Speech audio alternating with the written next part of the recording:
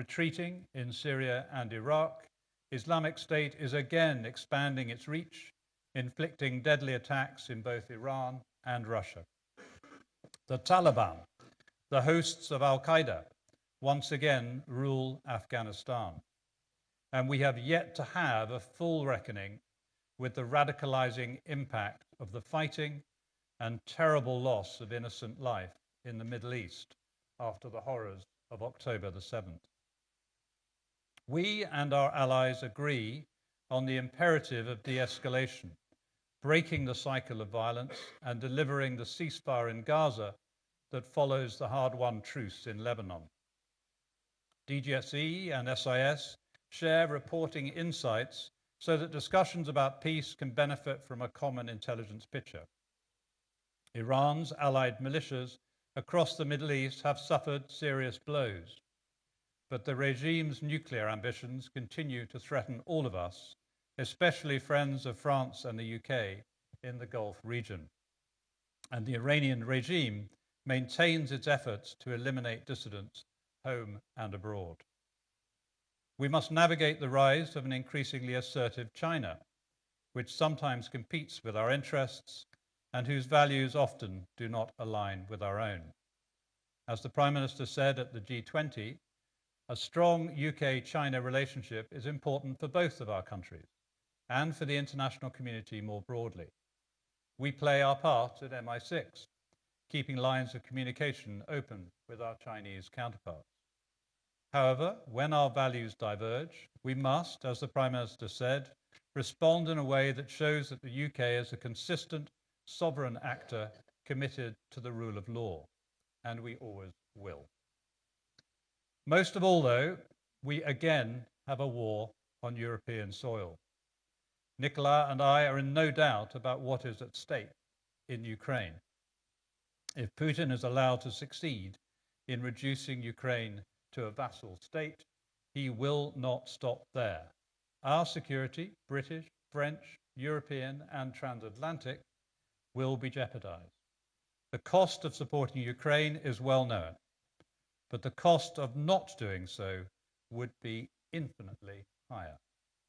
If Putin succeeds, China would weigh the implications, North Korea would be emboldened, and Iran would become yet more dangerous. We have recently uncovered a staggeringly reckless campaign of Russian sabotage in Europe, even as Putin and his acolytes resort to nuclear saber-rattling, to sow fear about the consequences of aiding Ukraine and challenge Western resolve in so doing. Such activity and rhetoric is dangerous and beyond irresponsible. We have no doubt that our Ukrainian friends have the will to win. SIS and DGSE intelligence has been critical to calibrating risk and informing the decisions of our respective governments so they can navigate successfully Putin's mix of bluster and aggression. As our two leaders affirmed in Paris, France and Britain are united and unflinching in our determination to support Ukraine for as long as it takes to defeat Russia's war of aggression and protect European security and the international order. Together, Europe and North America have many times Russia's GDP and defense budget. 75 years after its foundation, we have a larger and stronger NATO than when Putin invaded Ukraine. Our allies in Northern and Eastern Europe are sharing their expertise from their long and bitter experience as Russia's neighbors. We know that we all need to do more. That's why the British government has committed to spending 2.5% of GDP on defense. But we should never doubt that our alliance has strength in numbers, both economic and military, and our unity of purpose makes that count. Putin, by contrast, is jeopardizing Russia's future, pouring vast sums into his military machine and squandering tens of thousands of lives, Russian and now North Korean, in his catastrophic conflict. Putin has made Russia demandeur to Tehran, Pyongyang, and Beijing. I do not doubt the transactional consequence of that arrangement and the succor it brings to Russia. But it is a transaction. There is no real trust or respect.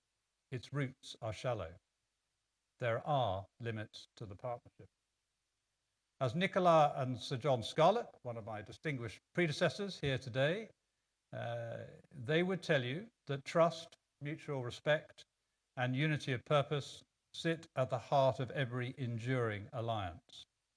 As I've warned previously, Russia should avoid the classic error of the authoritarian state, which confuses the splendidly irreverent clash and thunder of democracy with weakness and irresolution. Our democracy is our strength, continuously bestowing legitimacy on our leaders' decisions. Since the summer, the UK has a new Prime Minister, France has a new government, and America has elected its next president. For decades, the US-UK intelligence alliance has made our respective societies safer. I worked successfully with the first Trump administration to advance our shared security, and I look forward to doing so again. Together, as allies, our collective strengths will outmatch and outlast Putin's morally bankrupt axis of aggression. The 120 years of the Entente Cordiale remind us of the deep roots of our friendship and how often we have risen to even graver challenges with courage, determination, and ingenuity. On both sides of the Channel, the cooperation between SIS, GCHQ, and DGSE, together with our sister services, MI5 and DGSI, lies at the secret heart of the Entente Cordiale. Officers from MI6 and DGSE work arm in arm, countering terrorism in forbidding locations, preventing the proliferation of weapons, and countering Russian aggression.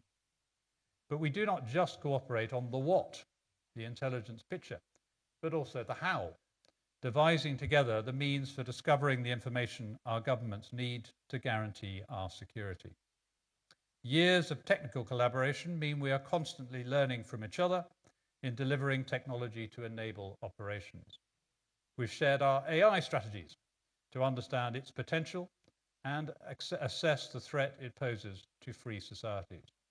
Our intelligence officers, data scientists, engineers, linguists, and analysts are in regular dialogue, continuously shuttling beneath the Channel on the Eurostar, which carried its first passengers 30 years ago this November. These professional and personal connections, built up over many years, like mine with Nicolas and those of our leadership teams, help us to have honest conversations and make pragmatic decisions. We frequently apply a best athlete approach to operations, where we decide which agency would be best placed to pursue an opportunity for our shared benefit. And talking of best athletes, as Nicolas noted, our teamwork was demonstrated to the full during the Paris Olympics, when we worked together to keep the athletes and spectators safe. The backdrop to Paris 2024 was far from rosy, with threats in various guises.